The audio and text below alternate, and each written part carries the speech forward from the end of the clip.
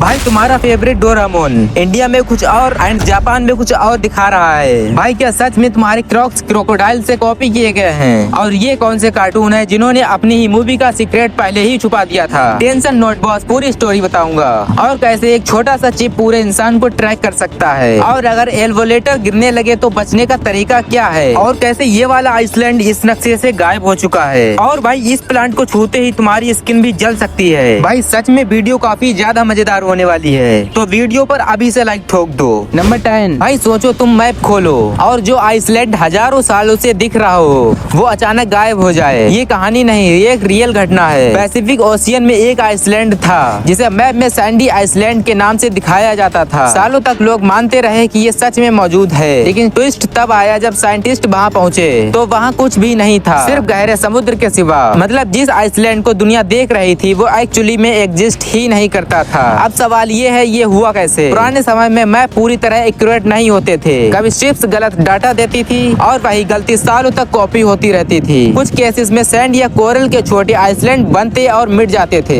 लेकिन यहाँ असली रीजन था मैपिंग एरर का। मतलब एक गलती और पूरे आइसलैंड नक्शे में रियल बन गया, और जब मॉडर्न सैटेलाइट से चेक किया गया तो सच में सामने आया कि वहाँ कुछ था ही नहीं। नंबर 9, भाई सोचो एक छोटा सा चिप और पूरे इंसान को ट्रैक कर सकता है। ये कोई मूवी नहीं है, रियल टेक्नोलॉजी है। ये चिप दिखने में एक चावल के दाने जितना होता है, लेकिन इसके अंदर डाटा स्टोर करने की पावर होती है। अब असली खेल शुरू होता है। कुछ चिप्स होते हैं RFID बेस्ड, जो पास आते ही स्कैनर से कनेक्ट हो जाते हैं और इंस्टेंटली इन्फॉर्म कर देते हैं, और कुछ डिवाइस GPS से जुड़े होते हैं जो सैटेलाइट की मदद से एग्जैक्ट लोकेशन ट्रैक कर सकते हैं। मतलब ये सिस्टम अगर प्रॉपरली कनेक्ट हो जाए तो किसी भी इंसान की मूवमेंट ट्रैक की जा सकती है। नंबर 8, ये है टॉय स्टोरी, और इसमें एक छोटा सा सीन आता है जहाँ बैकग्राउंड में एक फिश टॉय दिखता है। अब यहाँ ट्विस्ट है, ये कोई नॉर्मल टॉय नहीं था, ये एक्चुअली हिंट था एक फ्यूचर मूवी का, क्योंकि कुछ साल बाद फिंडिंग मूवी रिलीज होती है और वही फिश पूरी मूवी की मेन स्टोरी बन जाती है। मतलब पिक्सर ने अपनी अगली मूवी का सीक्रेट सालों पहले छुपा दिया था और किसी को पता भी नहीं चला। तुम कार्टून देख रहे थे, लेकिन असल में वो तुम्हें फ्यूचर दिखा रहा था।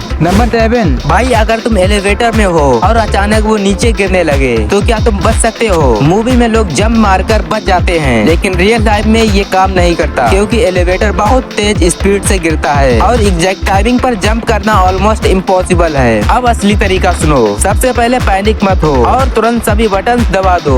कभी कभी इमरजेंसी ब्रेक एक्टिवेट हो सकता है। अगर टाइम मिले तो फ्लोर पर फ्लैट लेट जाओ, क्योंकि इससे इम्पैक्ट पूरे शरीर में स्प्रेड होता है और चोट भी कम लगती है। और हाँ, एलिवेटर्स में मल्टीपल सेफ्टी केबल्स और ब्रेक होते हैं, इसलिए फ्री फॉल होना बहुत रेयर है। मतलब मूवी में जो दिखाते हैं वो रियल लाइफ में काम नहीं करता, लेकिन सही पोजीशन तुम्हारी जान बचा सकती है। नंबर 6, भाई ये जो तुम क्रॉक्स पहनते हो ना, ये सिर्फ चप्पल नहीं है, ये नेचर का कॉपी डिजाइन है, लेकिन इनका राउंडेड शेप और ऊपर के होल्स काफी हद तक क्रोकोडाइल के हाइट से मैच करते हैं। और सिर्फ लुक ही नहीं, इसकी सोच भी वही है। क्रोकोडाइल एक ऐसा जानवर है जो लैंड और वाटर दोनों में आराम से रह सकता है, और ये क्रॉक्स भी एग्जैक्टली वही काम करते हैं। तुम इन्हें जमीन पर पहन लो या पानी में, ना खराब होंगे ना भारी होंगे। ये बने होते हैं खास क्रॉसलाइट फोम से, जो वाटर प्रूफ, ड्यूरेबल और सुपर लाइट वेट होता है। इतना ही नहीं, ये पानी में डूबते भी नहीं बल्कि फ्लोट करते हैं और तुरंत ड्राई हो जाते हैं। शुरुआत में इन्हें बोटिंग और वाटर एक्टिविटीज वालों के लिए बनाया गया था, लेकिन कंफर्ट, ग्रिप और इजी क्लीनिंग की वजह से आज हर इंसान पहनने लगा है। सोचो एक सिंपल से दिखने वाली चप्पल आज बिलियंस के ब्रांड बन चुकी है। नंबर 5, भाई सोचो एक छोटी सी चाबी और पूरी बिल्डिंग धुआं। देखो डेटोनेटर्स बिल्डिंग को गिराने से पहले इंजीनियर्स उसके सबसे कमजोर पॉइंट ढूंढते हैं, जैसे पिलर्स और सपोर्ट कॉलम्स। फिर वहाँ केयरफुली एक्सप्लोजिव लगाए जाते हैं। अब असली खेल शुरू होता है। जैसे ही ये छोटी सी डेटोनेटर एक्टिवेट होती है, एक सीक्वेंस में ब्लास्ट होते हैं। पहले नीचे के सपोर्ट्स टूटते हैं, फिर ऊपर का पूरा बेड खुद ही कोलैप्स होने लगता है। इसे कहते हैं डोमिनो इफेक्ट।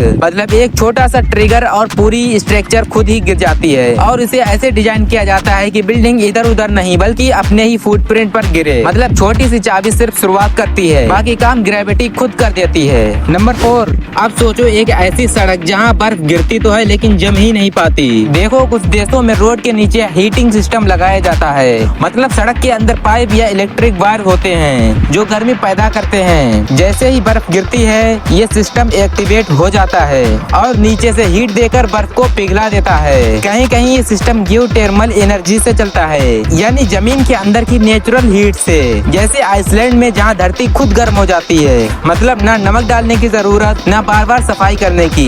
और सबसे बड़ा फायदा बता दूं आपको, एक्सीडेंट कम होते हैं, रोड सेफ रहती है और ट्रैफिक स्मूथ चलता है। नंबर 3, भाई तुम डोरेमोन को रोज देखते हो, लेकिन सच ये है कि इंडिया और जापान में सेम कार्टून अलग अलग तरीके से दिखाया जाता है। सबसे पहले समझो फूड को। जापान में डोरेमोन असली डोराएकी खाता है, जो वहाँ का फेमस स्वीट है, लेकिन इंडिया वर्जन में कई बार इसे सिंपल स्नैक्स की तरह दिखा रहे हैं ताकि हर कोई रिलेट कर सके। अब बात करते हैं इनके घर की। जापान में नोबिता का घर ट्रेडिशनल जापानीज स्टाइल का होता है, जिसमें टाटा में फ्लोर और स्लाइडिंग डोर्स होते हैं, लेकिन इंडिया में ये डिटेल्स उतनी हाईलाइट नहीं होती और इनका घर नॉर्मल कार्टून जैसा लगता है। अब बात करते हैं स्कूल लाइफ की। जापान में स्टूडेंट्स खुद ही क्लासरूम साफ करते हैं, ये उनकी रियल लाइफ कल्चर है, लेकिन इंडिया वर्जन में ये पार्ट या तो कम दिखाते हैं या स्किप ही कर देते हैं। अब बात करते हैं लैंग्वेज और बिहेवियर की। जापान में कार्टून्स एक दूसरे को रिस्पेक्ट से बुलाते हैं। अब बात करते हैं गैजेट्स की। जापान में डोरेमोन के गैजेट की एक्सप्लेनेशन थोड़ी डिटेल होती है, लेकिन इंडिया में उसे छोटा और इजी बना दिया जाता है। अब इतना सब कर लिया तो उनके फेस्टिवल की बात भी कर लेते हैं। देखो, जापान में रियल फेस्टिवल जैसे हानामी, कैरी ब्लॉसम दिखाए जाते हैं, लेकिन इंडिया वर्जन में उन्हें जेनरिक सेलिब्रेशन जैसा बना दिया जाता है। और जापान में ये खाना चॉपस्टिक से खाता है और अपने यहाँ।